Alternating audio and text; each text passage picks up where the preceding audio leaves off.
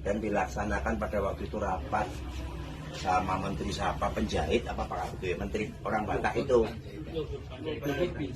Iya, Pak penjahit lah dia kan.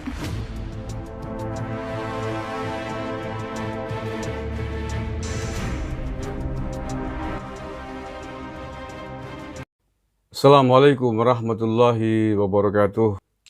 Salam Nusantara, salam sejahtera untuk kita semuanya, saudara-saudaraku sebangsa, setanah air yang saya cintai, saya banggakan. Bertemu lagi dengan KP Nusantara hari ini, hari Selasa, tanggal 24 Agustus 2021. Bupati Banjarnegara, Budi Sarwono, yang akrab disapa Wincin kalau di daerah Banyumas dan sekitarnya, ini nggak tahu lagi ketiban pulung apa begitu ya, beberapa minggu terakhir menjadi perbincangan hangat di media karena sikap perilakunya yang kontroversial. Terakhir dia, kalau menurut saya sengaja melecehkan Pak Luhut Binsar Panjaitan terkait dengan kebijakan PPKM darurat ini ya, dengan menyebut namanya diplesetkan dengan kata penjahit gitu ya.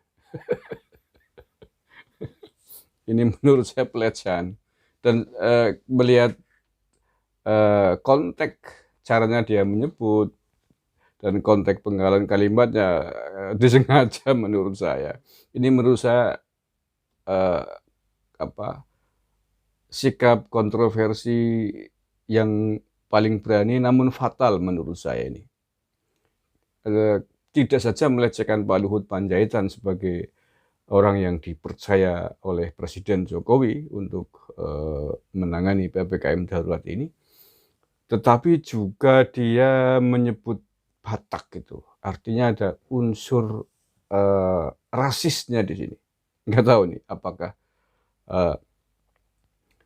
Wincin, Bupati Banjarnegara ini, tetangga kabupaten saya ini akan selamat dalam konteks ini atau tidak.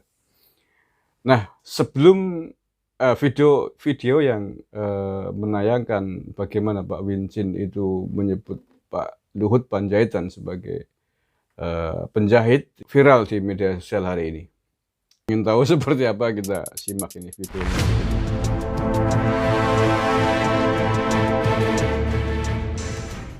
Terus turunlah PPKM darurat.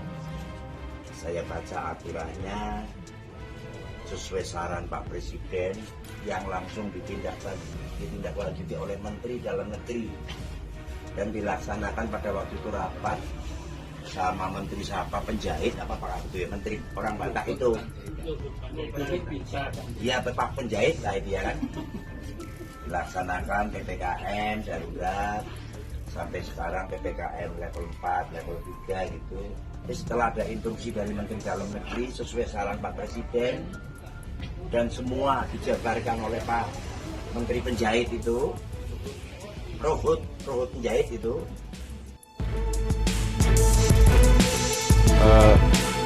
Tidak lama setelah videonya viral di sejumlah kanal medsos ya, saya baca berita Pak Wincin ini, Budi Sarwono ini, Bupati Banjarnegara, langsung meminta maaf kepada Pak Luhut Binsar Panjaitan dan dimuat di Kompas. Saya screenshotkan beritanya dan saya baca kesimpulannya ya, bahwa dia menyatakan itu tidak sengaja, mengatakan tidak sengaja ingin melecehkan Pak Luhut Binsar Panjaitan. Tapi menurutnya karena namanya yang panjang dia nggak jadi salah sebut gitu. Tapi itu ngeles menurut saya. Makanya Pak Wincin dengan lain kali hati-hati, karena setahu saya Pak Wincin ini melecehkan nama orang dan nama institusi, bahkan ya institusi media sekelas Kompas juga belum lama setelah ini juga dia melakukan hal yang sama. Jadi ketika dia diwawancara oleh seorang YouTuber zaman siapa itu, yang jelas YouTuber pro oposisi akut gitu ya, dia melecehkan Kompas TV dengan kata-kata Kompos TV. Nanti bisa dilihat, didengarkan suaranya. Kemudian menyebut Aiman yang menjadi hostnya Kompas TV yang mewawancarai dia dengan nama Paiman gitu. Bukan Aiman tapi Paiman. Paiman kan sebutan bocah dolan gitu ya. di konteks Jawa Tengah gitu ya. Jadi dua sekaligus sama nih dengan kasus yang tadi. Pak Luhut kena, Bataknya kena. Ini dalam kasus Kompas TV, Kompasnya kena disebut dengan Kompos TV. Mas Aimannya juga kena, dipanggil dengan nama Paiman, bukan Aiman, Paiman. Kita lihat nih videonya.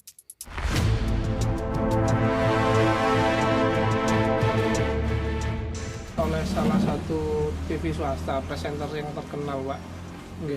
Di situ saya dengar kabar Bapak marah-marah, Pak.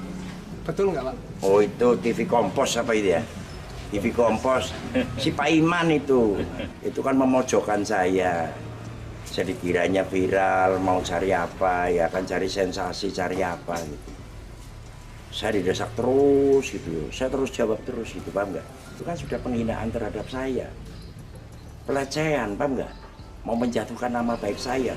Mana saya nggak marah, paham nggak?